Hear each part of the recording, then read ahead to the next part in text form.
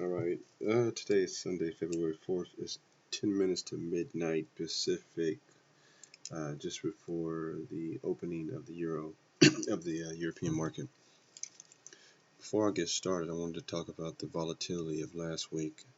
Clearly, we saw in the Dow and the S&P and Bitcoin huge dips, and a lot of amateur traders they weren't expecting that. Last Sunday, before it even happened, I expected volatility. I said it Sunday. Um, the problem is just knowing exactly which way it's going to go. But in majority of my support and resistance lines that are based off of Fibonacci and harmonics, I say if it goes below, one particular support level, then price will be continued lower, which will be a sell signal. If it goes above a particular resistance level, that will be a buy signal. And for the S&P, and I believe for Bitcoin, I've been saying that price would need, it needed to break like 11,000. It didn't. Now it went to what, 7,900, where it currently is right now. The downtrend in Bitcoin is not over. This is why I'm just looking here at a 4-hour chart. So I'm gonna get started with a little bit of analysis on the 4-hour chart. But if you just follow the cursor a little bit where my 3 or 5 is at, this is where Bitcoin hit its top, just shy of 20,000. Now I currently have it as wave 3, which means that I'm still currently expecting one more wave up before a larger consolidation, which is basically a larger move to the downside.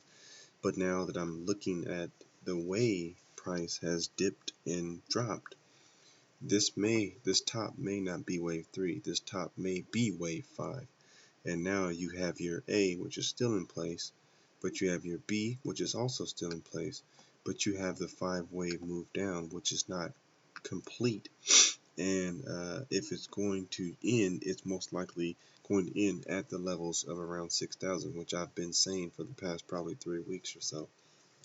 It does have the potential to go to around 4,900, too, give or take. But this will basically be that this will be wave 5, and let's say it'll be wave 1 on a very large time frame, and now you're expecting a wave 2, which would retrace this entire move over the course of the last, I guess you could say, yeah, if you start right here, let's take it to a day chart and then just go see what we come up with.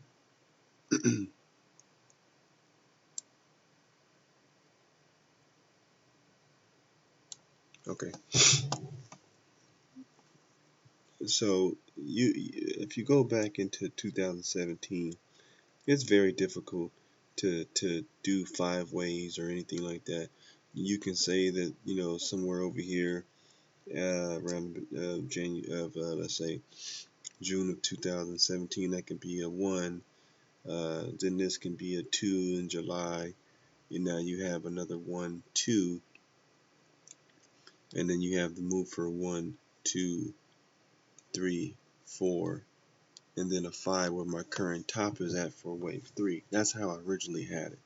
And now you have this huge spike down to 10,000 for A. Then you have the move back up, which was in 3 waves for B. That went to about 17,000. And now you can clearly see, even on the daily chart, this is a 1, 2, 3, 4. And now you have 1, 2, 3, 4. And then price, the extreme support will be just around 5,400. That's the extreme support. It may not get there. It may get to around 49. I'm sorry. It may not get there. It may get to around 59, but it can go. It can go this low. It can go lower than that. But the thing about it is, if this is wave 1, well, then for sure that 4,900 has to be a support, or it's going to be difficult to count Bitcoin, because basically it will retrace uh, roughly like 80 to 90% of the move up. It can do that, but that will basically mean that this is definitely at the top, not wave 3. It's definitely wave 5. And now you're looking at a 0.786 retracement on Fibonacci standpoint, which pretty much can come into this area. I wasn't expecting it to happen so fast, because I was still thinking that this top was wave 3. But for this current week, Monday through Friday, February 5th, or 5th through the 9th or whatever, to the 10th, I definitely do not see anything to the upside. So let's look at on a smaller time frame. I definitely don't want to have this video too long. But in order for prices to even consider uh, moving back up, it needs to break the 95.50 level. Right now it's trading between 9,500 and the next level of support is around 74.60. Now from there, let's bring it down a little bit, and if it breaks the 74.60, now you got the 69.50, you have the 63.50, you have the 59.50, and then you have the 49.50, which I spoke about on a larger time frame. It can get this low, guys. So just be careful trying to go long, thinking that 7,000 is it, or 6,000 is it, or some words. Technically, until price breaks above 9,500, it definitely can get in this particular area at any given point this week. So just be careful with the Bitcoin right now. It's definitely not a good time to buy. And pretty much everyone I personally know who has purchased Bitcoin, they purchased it way the hell up here somewhere, and they're down, or they're completely out of this market. I don't know too many people who've purchased, just personally, on a personal level, anywhere around the 6,000 area. Everyone I knew purchased anywhere between 7,000 and just above. So it's a difficult time to be an amateur Bitcoin trader, that's for sure. Moving right along, I'm going to just cover this Euro really quick, and then I'll have the rest of my updates tomorrow. Okay, so it's doing good. I was just only up around. So basically, I went short. This here is how I have it. So I have this top is wave 3. I have a 3-wave move for A, 3-wave move for B, and then a 5-wave move for C of A. Then I have a 3-wave move for A, a 3-wave move for B, and then another 5-wave move up for C of B. Now with this particular, if wave A and wave B are done, then one of two things can happen. Either we're in a triangle, and now wave C is basically where this will be the A, then this is the B, and then you have a 1, 2, probably 3, 4, and then price would find support at around 23.96. The problem though with that being C is that it will put it a bit close to this B, but as long as no, I'm sorry, the B is up here, so it will basically 23.86 is around 0.618. So if it did find support anywhere between 23.95 and 23.86, then more than likely we're probably going to be in a triangle.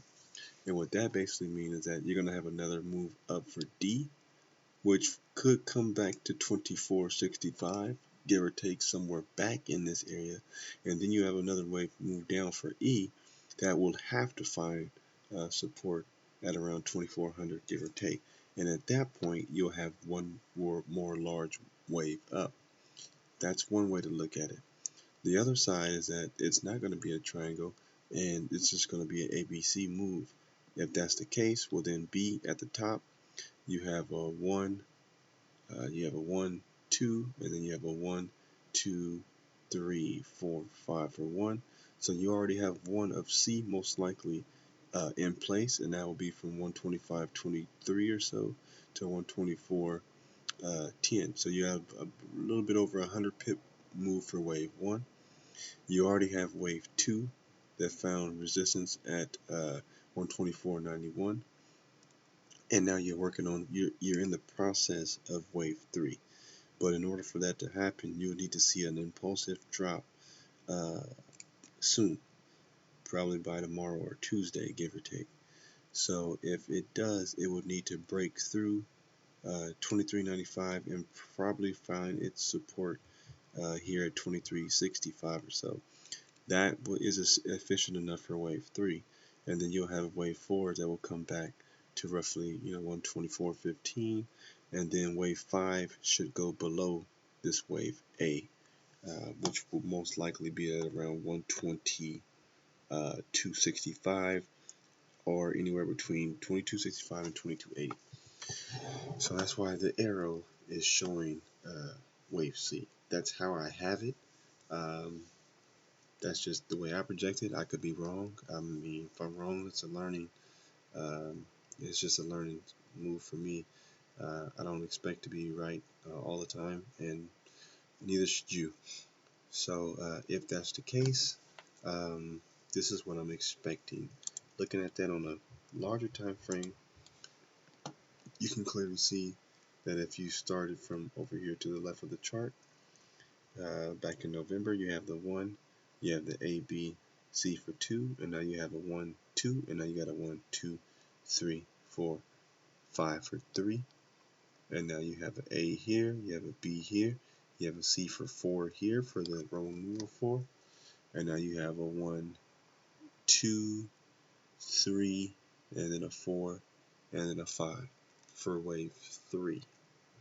So this entire wave from here, from 2 here all the way up is wave 3. So wave 3 started at 117.17ish, and it went all the way up to 125, a little bit over 125.35. So you got about close to an 800 pip move for wave 3, which is an extended, most likely wave 3 as well.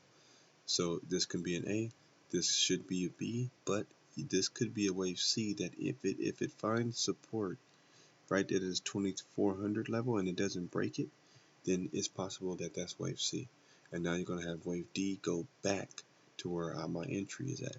At that point, I would already I've already lowered my stop and trail it, and then I'll just most likely exit at around 124.20 or so and take the profit, and then wait to go long, basically, versus trying to take a short in a triangle that's not going to be a whole lot of pips, basically.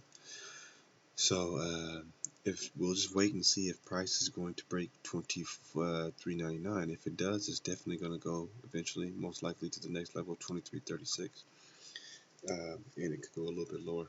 So let me end this video. I hate to do these really long videos. I want to just get quick little analysis here and there, and try to do it 3 or 4 days a week, just so that you can just kind of keep up. Tomorrow, like I said, I'll have the S&P, the ES. I'll have most likely the oil. I'll do Bitcoin yet again, and Bitcoin cash in, and I may bring in one more market, which will be gold. I'm playing with gold right now. We'll see how that analysis comes to play. Happy trading.